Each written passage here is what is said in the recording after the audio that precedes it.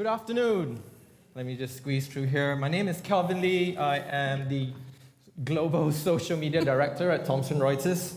B2B social media, I inherently believe it's no longer a buzzword. It is here today. Perhaps it's not AI, it's not blockchain. It's definitely here in B2B organizations. I inherently believe that B2B organizations need to think about being social and not just doing social.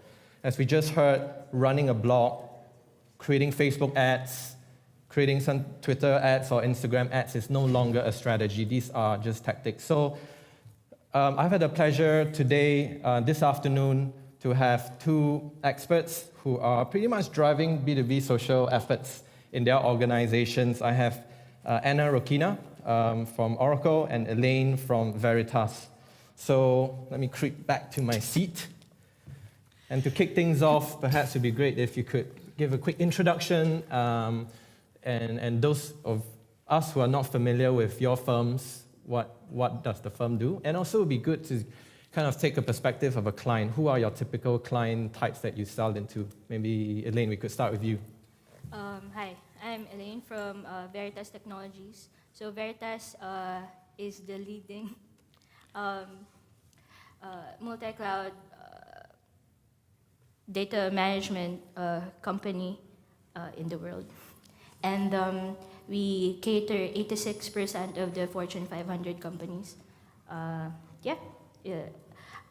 handle all demand generation campaigns and activities over in Asia Pacific and Japan. And we sell typically to B2B, so direct to businesses. So that would be CIOs, CTOs, CEOs. It depends on the enterprise, but usually enterprise companies. And we also deal with partners and distributors, especially in Japan. So, Great, thank you. Thanks, Elaine. Anna? So I'm with Oracle Digital. Oracle Digital is the part of Oracle that sells Oracle Cloud products to mid-market. And we take care of JPAC. My role in Oracle Digital is I'm a part of sales programs. We're doing sales enablement. And we have a dedicated social selling team. So we are working with our sales teams and help them sell on social. Great, thank you. So to set the scene for this session as well, I did a bit of research on the internet and obviously social media, and I'd like to throw some of these stats out to this audience. An often quoted stat from CEB and Google since 2013, more than 57% of the buying journey in a typical B2B discovery journey is now made without a direct interaction with a salesperson. And that means more than half of the decision whether or not to go with you or your competitor is made without you. They're basically going to the internet, the social media, they're attending your webinars, etc. IDC says that up to 75% of all B2B buyers now use social media in some form. It might be LinkedIn, it might be Instagram, it might be Facebook, to research vendors and partners like yourself, especially if you're selling to B2B. Following on with that, up to 92% of this segment says that social media has influenced a purchase decision. We talked about the last click attribution. Traditionally, it's always quite difficult to attribute social media to a purchase. But it has definitely influenced a buying decision. 74% of buyers prefer to work with and choose sales representatives in your firms who are first to provide insight and add value to when they are in that discovery journey. So think about how, and we'll talk about that later in terms of social selling, how you could potentially empower your sales colleagues to be more meaningful on social media. Obviously, all of this from McKinsey data shows that it leads to higher customer satisfaction, plus 15% revenue growth. The last stat which I'll throw out here is latest report, Content Marketing Institute, the guys out in the US say that 83% of B2B marketers say that social media is the tactic that most organizations use. Before I I guess, ask you, both of you with more questions. Can I have a show of hands who represent a B2B firm? Yeah, about 20, 30%, or potentially even more. Thank you. Thanks for the show of hands. Good.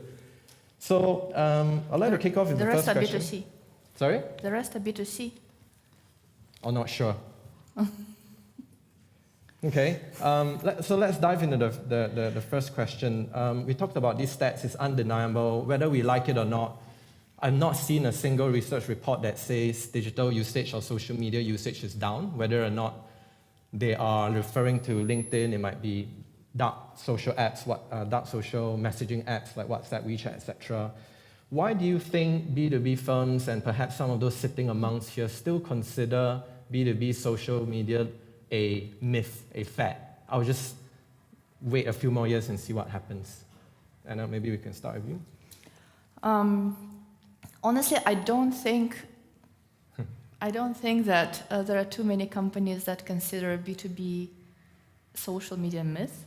There are companies that think it's not for them because their customers are not on social media. Especially, I see this in ASEAN countries, maybe in some regions in India, where customers in B2B space, they would say, no, our clients are just not there. Why do we need to spend effort on social media when our guys don't use Facebook or LinkedIn or anything?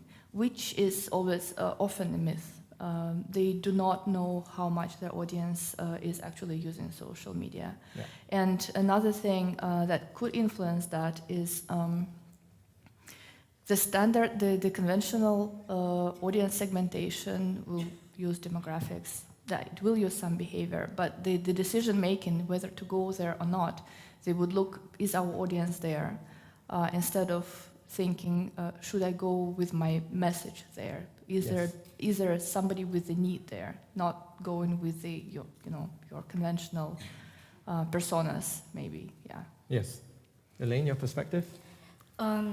So for us in, say, for example, in Veritas, I was in a meeting and one of the sales directors said that why would we use social media if I'm at home and I'm relaxing, I don't want to see anything that is about my job or selling to me like in my face. And we said that it's for us, we go where we think our audiences are in, and it wouldn't be intrusive.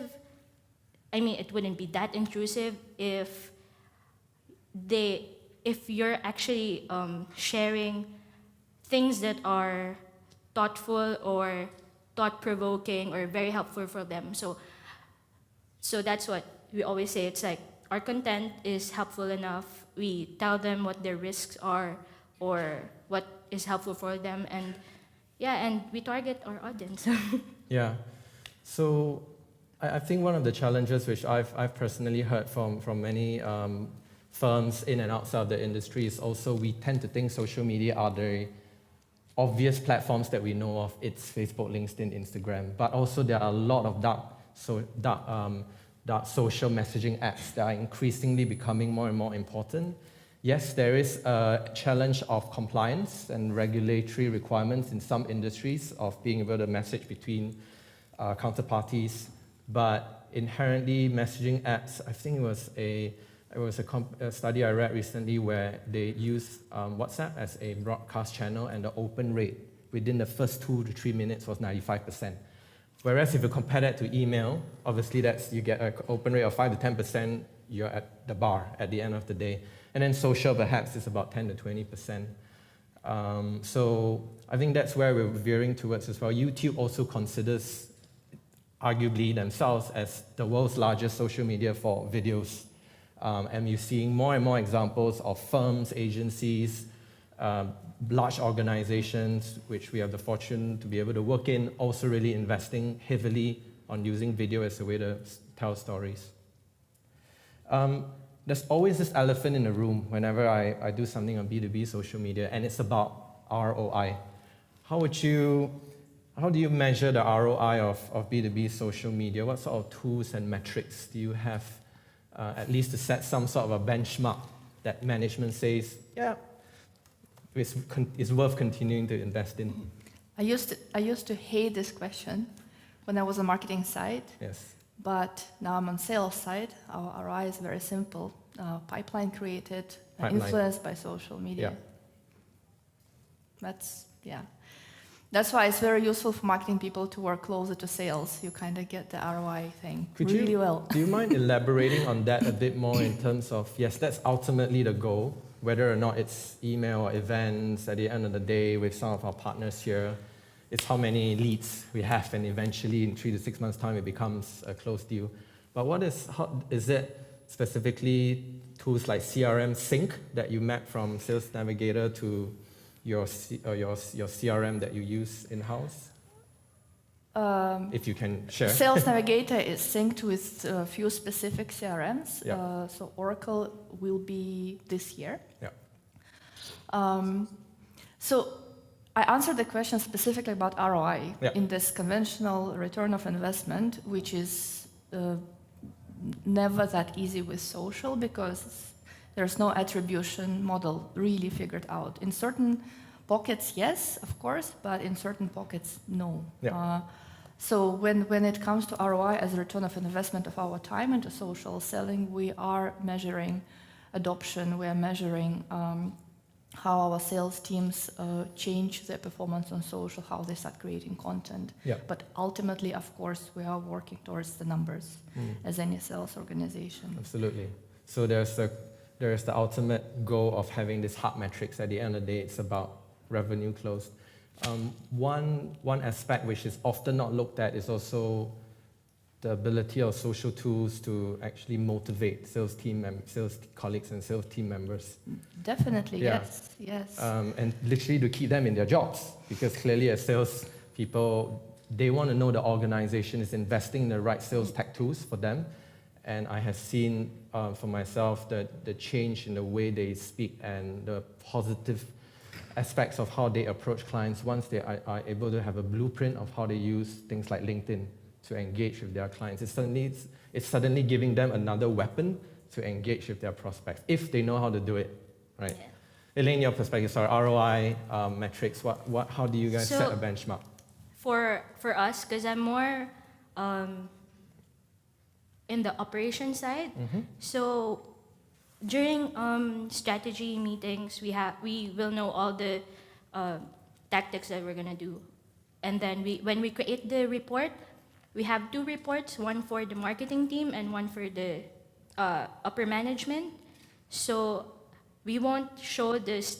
So when we report about the campaign, we report about the whole campaign and not just the social media part, because ultimately social media is part of the whole strategy, right? It's a tactic.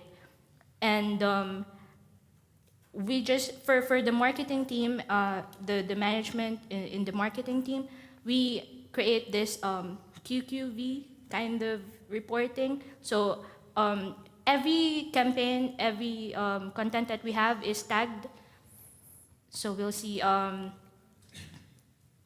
if what in the reporting, we'll see what leads have quality, and what are like quantity-wise where it comes from, and the what do you call that? The source, the medium aspects. Yeah, and the velocity. So for us, velocity, I mean, for marketing, it's good that, okay, we have leads and all that, but when it comes to pipeline, yes, we have pipeline, but is it being translated into sale or something like that? So yeah, you brought up a really good point, because if you don't set up the right tracking parameters, and for now, some of the number of campaigns which we support, we ensure that they are the right UTM strings. You're able to identify which channels, which block might have led to that form fill. So the ability to plan that journey beforehand and not treat social media as just posting stuff in the last 10% really helps you to attribute ROI into your overall campaign. You brought it up because perhaps you have the privilege and have earned the right to be at the marketing planning table, so much so that social media is now embedded into the strategy. What's it like? And I guess perhaps more from maybe previous roles where, how does basically social media map into the overall digital strategy, and how does it map into the overall marketing strategy? I think it's very different, organization to organization. Now I see the change. I've been in this space for quite a while, from the time when social media was just, a shiny little object in the corner. And now, of course, organizations use social media as a part of their strategy. But speaking of setting up tracking from the start, it is still not quite there. I've seen so many times when, say, the organizations have very good understanding of what their digital will deliver. But when it comes to social, I don't know, have you heard, we're doing social for brand awareness. So how are you going to measure your brand awareness? We're going to measure by share of voice, which is not brand awareness at all. So then when you explain that brand awareness, you will need to do really expensive measurement to understand if you achieve this target. So maybe you can break it down to something more measurable. So then when the conversation leads to actually understanding how social plays, what part social plays in the whole strategy. Got it. Yeah, but I wouldn't say that even now it's, I haven't seen an organization that cracked it 100%. Yeah. So thanks for that. Let's pivot a little bit. And this is not so much on the list of questions I provided to you. By a show of hands, how many consider your CEOs or your leadership team being quite active on social media in a business context? And that means they have a good LinkedIn profile. It doesn't look like they're looking for a new job when you look at their profiles. We should be asking for the company. Right? It seems maybe 10% at best. And maybe I'd like to swing that question, because we had that conversation earlier and we're doing some work with our senior leadership team. And it's so important that if the senior lead, the CMO, gets what you do from a digital/social media perspective, it makes things so much easier downstream. What's your perspective on getting senior leads involved? Are there any tips in terms of even getting to the table to say, you know what, let's figure out your LinkedIn profile. How could you connect to more valuable contacts? It really depends on the leader. Yeah. Some leaders, and I can say in my previous company, Lenovo, the current digital and social lead, who was previously leading APAC marketing, he's great. Yeah, so I follow him, Yeah. Nick, his profile is great. He's genuinely writing a lot and sharing a lot. He's very social. But you need to find people like this among leadership, and they would lead by example, so others will follow.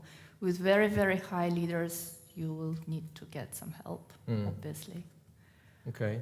Elaine, any views on that? How to get more senior leads in your firm involved in the getting on board the ship, really? Or otherwise they might be left on the island. Yeah, for us, we're very technical, so our leaders are quite technical as well. So what I did was just audit the LinkedIn accounts first, which leaders are actually interested, and then we just talk to them. And of course, they don't want to do anything else, so we feed them the content that they need. So, sadly, it seems to be quite a bottom-up approach.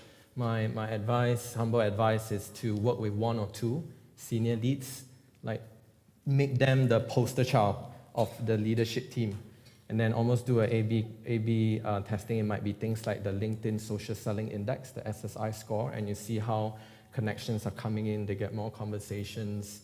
But getting content ready for them to share is a good tip as well. Another tip would be to work with your PR or comms team, because they often have that relationship, and they often protect that relationship as well. So you want to become almost their best friend to be able to do that. Because as soon as the leader, it's less for B2B probably, but more for B2C, becomes visible on social, all the support issues are routed to this leader. So PR team is important. Exactly. You want to have a response Yes. process flow as well in case a customer goes ranting to him or her. Let's talk about the region. You cover the Asia region, including Japan. What sort of regional nuances do you see in ASEAN versus, if you like, North Asia versus China? It might be Philippines versus India. What's your view? Is there any particular country you wanted to highlight, which might be interesting for us? There's one for us. So say, for example, in China, we had this event called, it's a big event, one of our bigger events. And like a client summit. Yeah, Yep. client summit. And we have 2 events. One is the online streaming, and one is the physical one where all our partners and distributors and top clients are there. But the online one is quite interesting because we only used WeChat. Because in China, WeChat has WeChat Pay. It has a Grab thing as well. You can shop, everything. Our WeChat in Singapore is not very good, but in China, you can only bring your phone and you can go and do stuff. Yes, they say in China, if you are not on WeChat, you're not in business. Yeah, exactly. So just in WeChat, we got like last year, 750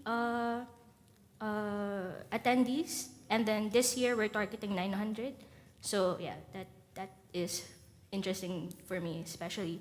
And then for ASEAN and Australia, we do the more integrated marketing kind of campaigns. For Japan, is also quite interesting because for tech in Japan, it's very distributor centric. So you have to make your distributors happy, then you're good.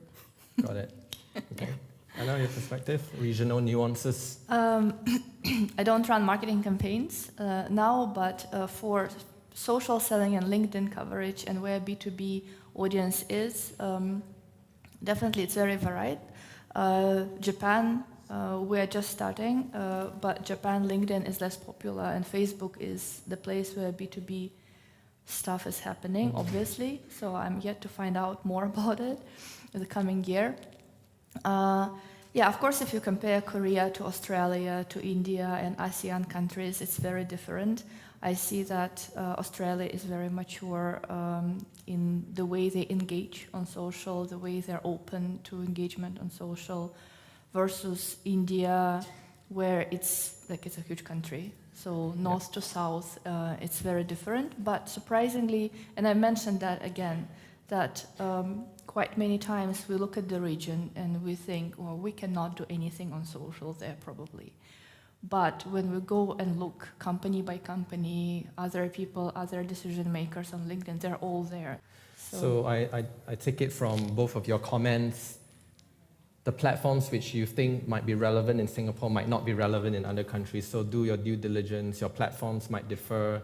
Do a research to see if your clients are there. If they're there, and if you're a B2B firm, you don't have a strategy, clearly you're leaving money on the table. So then your approach should be how do you do it? Where you find your community, especially in social selling. It's about finding your community and getting into this community. These communities are very different. Singapore to Seoul to Australia, they are getting together at very different places. So some are not obvious. So it's a matter of finding them. So we've got a few minutes left, but I want to make sure to get your views around social selling. Since you're the social selling lead at Oracle, why does social selling matter in Oracle Digital Tech at the moment? And if you like, what would you advise for firms who are just getting on that journey? Should they get in touch with LinkedIn? I felt like I already was talking about social selling only. This is my first year, exactly yesterday was my 1-year anniversary with Oracle social selling team. So, and before that, maybe 13 years more on marketing and comms side. So I think that social selling is an interesting place now. It is this buzzword. Maybe it's my mind change after I moved. I just see it everywhere. And we just had a conference last week about social selling in Singapore. It is in a bit of a danger of becoming a buzzword and becoming oversold to companies, because I see there are lots of experts, there are lots of gurus of social selling, lots of trainers. It happened a while. I've seen it happening to lots of areas of social media, like social listening, for example, was oversold by vendors completely, so it lost credibility in the market. Same can happen, and I really wish it wouldn't happen, because it's a great technique and it's the future of selling. What they say now a lot, that there won't be social selling, it will be just selling. It's a new model. That's me answering the question why Oracle Digital puts such a big focus on it. Good. Because that's future-proof. We've got 1 minute left, and I'd like to end off with the last question.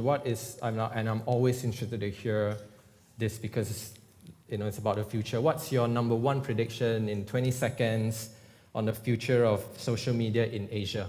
Elaine, we'll go with you first. I think all-inclusive platform. Okay. So I think Facebook is doing it now. And WeChat is doing it, definitely. So that's my... So single ecosystem, you don't have to... You can search, 8 apps to you can kind of shop, you can everything. Okay. I hate making predictions. But I think growth in emerging markets, that will be changing lives of people, regardless of what platform it is, Facebook or LinkedIn, anything. But what I see as a prediction that is probably an obvious one, that emerging markets are growing so rapidly, and that's the so many next frontier. users. Yeah. So definitely something, I hate making predictions. Okay. Now. Because now everything is recorded, so in a year it will be on somebody's Facebook memories, and I made this prediction, it never happened. So.